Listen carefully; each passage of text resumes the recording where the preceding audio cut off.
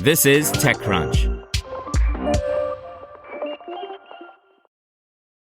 Hugging Face is reportedly in talks to be acquired for $13 billion.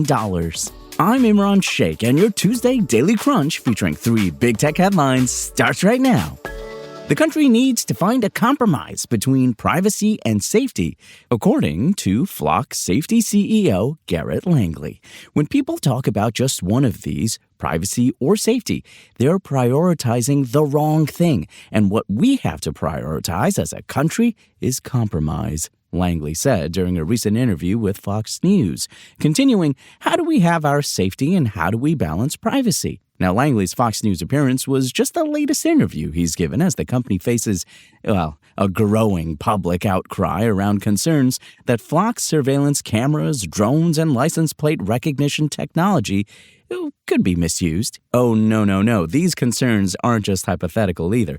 You see, the Washington Post recently identified 46 cases where police officers have been accused of using Flock tech for unauthorized purposes, including to stalk their wives, girlfriends, or exes. Just as the data center backlash has become a potent issue on both the left and right, both Democratic and Republican politicians have begun to take aim at Flock. On the left, Michigan's Democratic Senate nominee Abdul El-Sayed recently accused his opponent, Mike Rogers, of supporting, quote, this mass proliferation of Flock cameras, any and everywhere, watching your every move to collect information without you even noticing.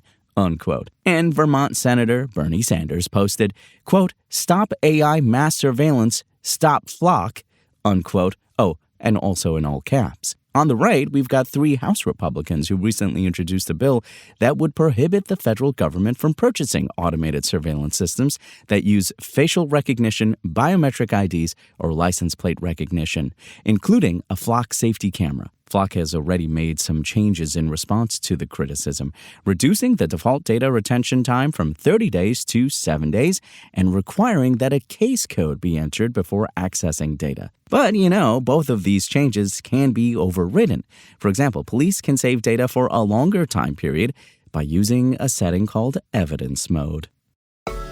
Indian startups spent years getting consumers accustomed to having groceries and everyday goods delivered within minutes. Well, now Walmart-owned Flipkart is rapidly closing the gap with those quick commerce pioneers as global rival Amazon mounts its own push into instant delivery. You see, Flipkart Minutes, which debuted in August 2024 as the e-commerce giant's foray into quick commerce, is now delivering 1.1 million to 1.2 million orders a day, up from about 390,000 to 400,000 in just November. People familiar with the matter told TechCrunch. Now that puts the 2-year-old service close to Swiggy's Instamart, which is delivering about 1.4 million orders a day, according to a person familiar with its operations. Now the gap is notable as Flipkart is a relative latecomer to a market whose top ranks have been dominated by Instamart, Blinkit, and Zepto. Food delivery giant Swiggy launched Instamart in 2020, and Zepto arrived the following year, both during the pandemic, while Blinkit traces its roots to online grocery platform Grofers, founded in 2013. The 3 have since established themselves as India's top quick commerce players. Blinkit continues to dominate the market with around 3.4 million to 3.6 million daily orders, followed by Zepto at about 2.4 million to 2.6 million, per recent estimates from market research firm Datum Intelligence. Flipkart is now rapidly narrowing the gap with Instamart, the smallest of the 3 established leaders by order volume.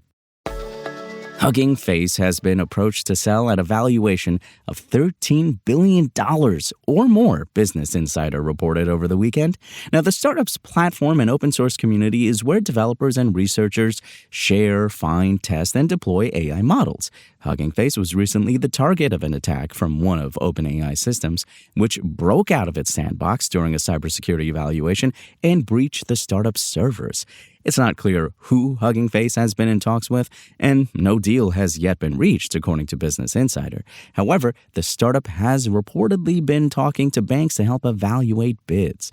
The talks come amid increased interest in companies providing core AI infrastructure services, as evidenced by Stripe's $7 billion acquisition of OpenRouter. Now, Hugging Face last raised in 2023 at a $4.5 billion post-money valuation in a round led by Salesforce Ventures, with participation from Alphabet, GV, IBM Ventures, and others. On a recent episode of the TechCrunch Equity Podcast, which you should be listening to, Hugging Face CEO Clem DeLong said that the company was close to profitability and only recently started to touch the money that it raised 3 years ago, adding that the startup is thinking about how to optimize for long-term sustainability of the company rather than short-term profits or fundraising maximization. The way DeLong has discussed the company's responsibility to the Hugging Face community raises questions over whether the startup is truly considering selling or is simply fielding offers for what has become a central pillar in AI infrastructure.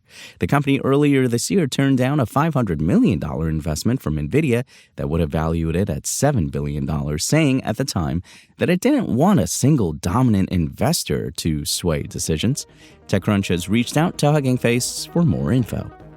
And folks, that's your Daily Crunch. Today's stories were reported by Rebecca Billan, Anthony Hodge, Jagmeet Singh, and more awesome TechCrunch journalists. We'll see you here tomorrow, same tech time, same Crunch channel. And until then, find us at TechCrunch.com.